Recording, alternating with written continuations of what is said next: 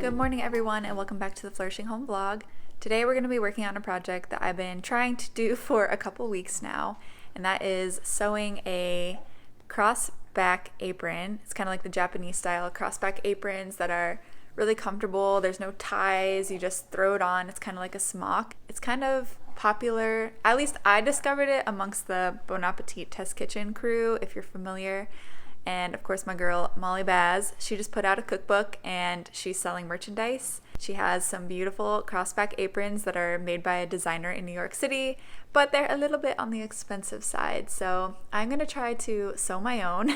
Full disclosure, I am not a seamstress. I am not very skilled at sewing, only because I haven't had time to practice in the past several years. I did make an apron like this last year, so I'm kind of working off of that, the things that I did last time, but I'm gonna film it and walk you guys through what I do, so hopefully you can make your own. And since I'm not a super skilled seamstress, hopefully this is very accessible and not too intimidating, and you can just try it yourself as well. And of course, I have my daughter Margaret here with me. This is Margaret. She is 11 weeks old now. She's practicing laying on her side and trying to roll over. But I feel like I always try to film these videos when she is going through a leap. If you're familiar with the Wonder Weeks app or the book, she's entering leap 2 or just finishing it up. So my poor sweet girl, I'm just gonna have to take a lot of breaks and spend time with her in between. So we'll see how much of the project we can get done today. Okay, so let's get started. We're gonna really quick first talk about supplies. Unfortunately for this one, you're gonna need a sewing machine. So if you don't have a sewing machine, you might want to find a different way of making this apron. So we have a sewing machine, we need an iron, measuring tape, seam ripper, of course a bobbin for your sewing machine, pins, and your fabric. I'm using 1.5 yards of this nice golden yellow, it's kind of brownish yellow fabric that I got at Hobby Lobby. I got 1.5 yards. I already washed it and dried it. That's really important when you're making clothes because you're going to be washing it frequently once it's made. And if you don't pre-wash and pre-shrink it, it's gonna cause problems for you later. So anytime you get fabric for especially clothes or quilts or anything like that, you want to wash and dry, pre-shrink it so that you know what you're working with all around. So I want to talk to you about the most stressful part to me, which is making the pattern. I'm choosing to do my pattern on this brown paper. That way I can make as many mistakes as I need to on the paper and then just start over if I have to without cutting into my fabric and then realizing I made a mistake and having a lot of issues down the road. So this is the general shape that we're going for.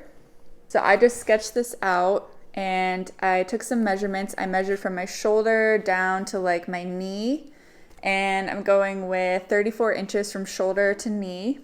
And then for the entire width of the apron, I'm doing 42 inches. And then we're gonna pull a pocket out of this blank space and out of this blank space. So we're gonna do a pocket on the breast and a pocket on the side hip.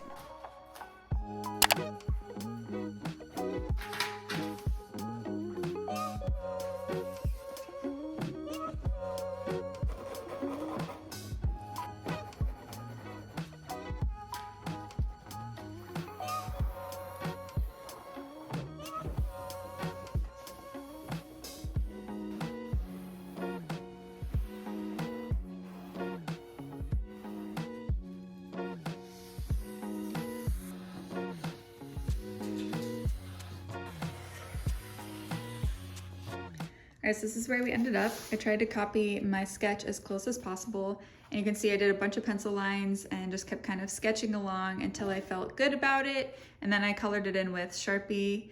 So the important things here is to make sure that your shoulder strap, both of them are the same width because you have to allow for hemming. So I did 5 inches on each shoulder, and then I made the armpit. The bottom is going to be slightly curved. So this is half of the apron. So we're going to cut this out. And if we like it, we're going to pin it to our fabric on the fold and then cut it out that way.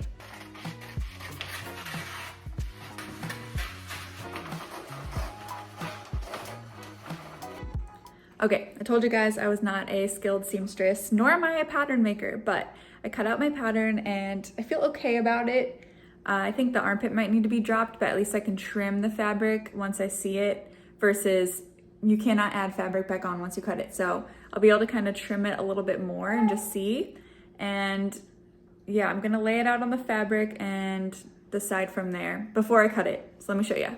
Had to pick up Mags because she's getting fussy. And how cute is her outfit? This is from my mom, so on brand with our Florida. And then our friend just passed these down. They match perfectly, her little bloomers. Yeah, so cute. So anyway, I started pinning down the pattern and I think it looks pretty good. So I'm just gonna finish pinning when I have a chance and cut out my fabric and hope for the best. I know it's like not the best way to go about things, but at this point I just want to kind of start working on this. So we're gonna do the best we can, and I'm gonna really think it through before I make my final cuts. And let me finish pinning this, see how it goes. I know I'm saying that a lot, but we're just kind of flying by the seat of our pants today.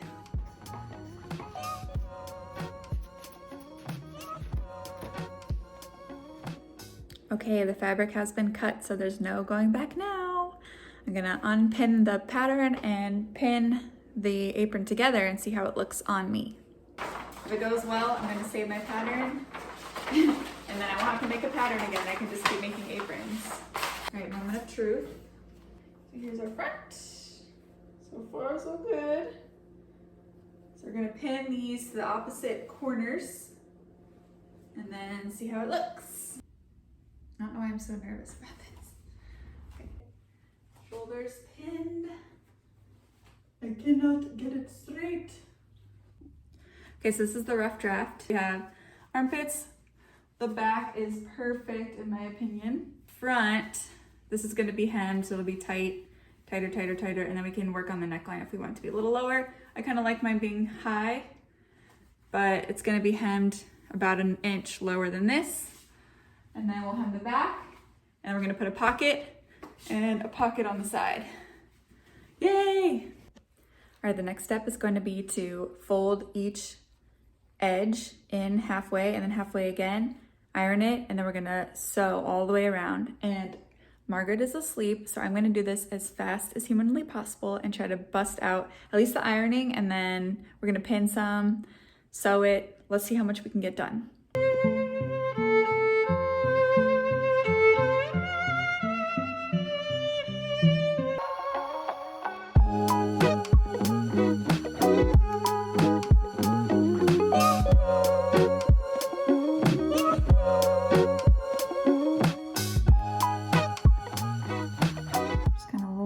Create that curve.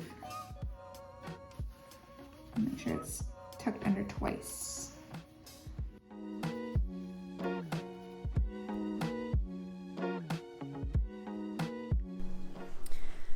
Hello again. It has been a couple days and we are returning to our project. I am totally embracing the 70s vibes today with my hair and my outfit and just embracing this wild mane that I have right now. Anyway.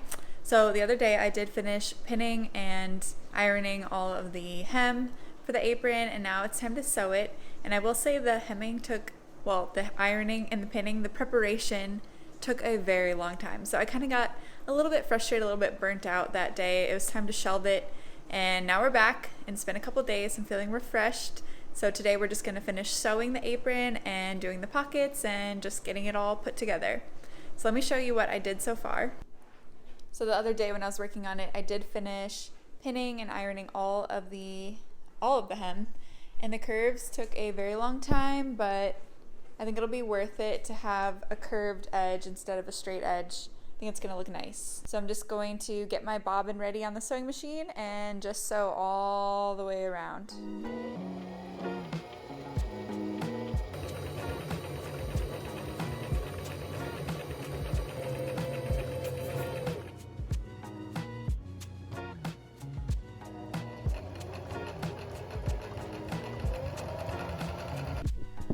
Okay, so I just finished sewing one section of the apron so far, And this is why I just remembered why I don't love sewing. It's because I always have issues with the sewing machine. I will show you what the threads look like, but it's very uneven and there's like little loops on the front of the apron, which you'll be able to see, which I don't love. I am texting my friend who actually does sew and asking her for help to see if she can help me figure out what's wrong, but I'll show you how the threads are looking and what I'm talking about. And I mean, I don't think it's going to stop me from finishing the project. It's just not very nice looking, like not very perfect how I like it. So I'll show you, and then hopefully she gets back to me and can help me. Otherwise, I'm just going to keep going. So this is what I'm talking about. The thread is really uneven, and then it's creating these like little loopy things here and there. It's probably something to do with my settings, so I'm going to have to figure out that. And also the bobbin, I imagine, is causing some problems. All right, let's take a break and see what Miss Maggie's up to. She's up to being cute. Look at your little romper. Matches your eyes. That's so pretty. Yeah.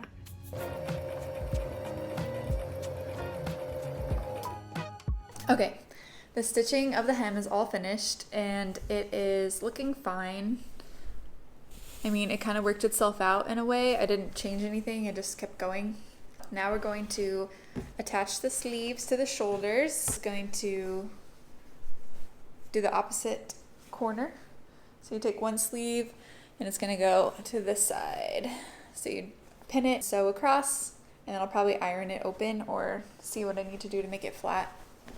Okay, so for the sleeves, we are just going to turn under the seam just like we did for the other sides.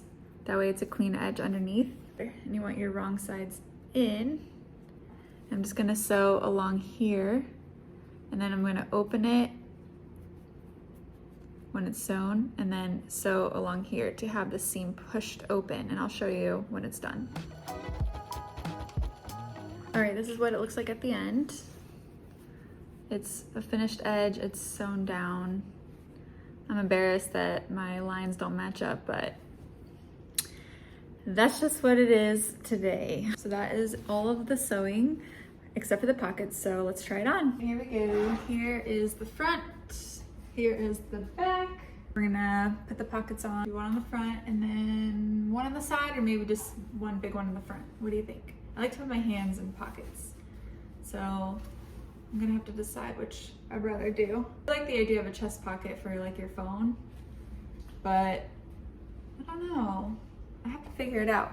Okay, so for the pocket, I really don't have as much extra fabric as I thought I would, but I do have the neckline that I cut out, and this is actually like the perfect size for a pocket. And I'm just using an old cereal box, and I'm gonna make a pattern on here. Traced out basically the size of my phone, so I can make sure that this is gonna be the right size for a phone pocket, because when I'm cooking, I like to reference my phone a lot, take pictures as I'm cooking for the blog, or just pull up the recipe and stuff like that. So I'm gonna make this essentially just a phone pocket. I'm going to start by making my little cardboard cutout and iron around just like we did for the hem, and then pin it, and then we'll sew it onto the actual apron once we decide the placement.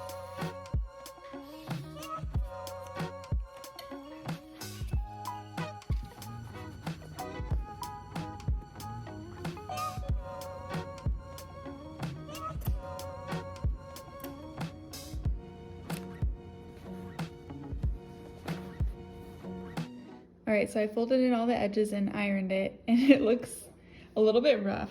And also I think I did this wrong because I don't want to have two stitch lines. I was just gonna sew the hem underneath and then sew the pocket onto the garment, but then it would have two lines of stitches.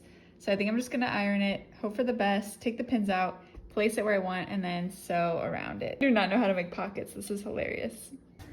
All right, so I pinned the pocket where I want it for my phone.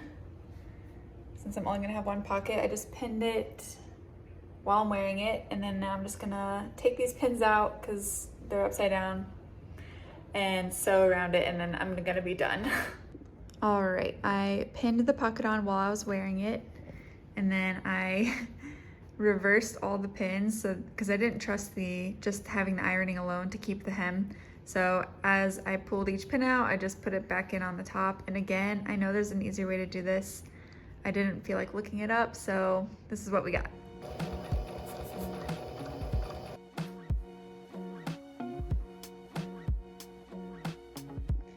All right, that is the finished pocket. It doesn't look great, it doesn't look horrible, but it'll definitely do the job and it will fit my phone. So that's the most important part. So now the apron is all finished. Let's do a final try on.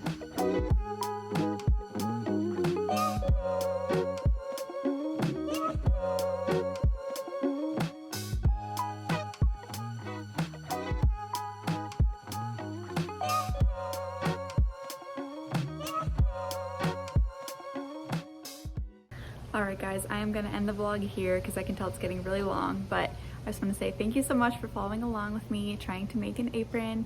Now I have a cute golden yellow apron to cook all my meals in, and even though it didn't turn out exactly how I wanted, I have something to go off of for next time. Again, thank you for watching. If you enjoyed this video, please leave a comment down below, give it a like, and of course subscribe to my channel for more content like this. We'll see you in the next one. Bye!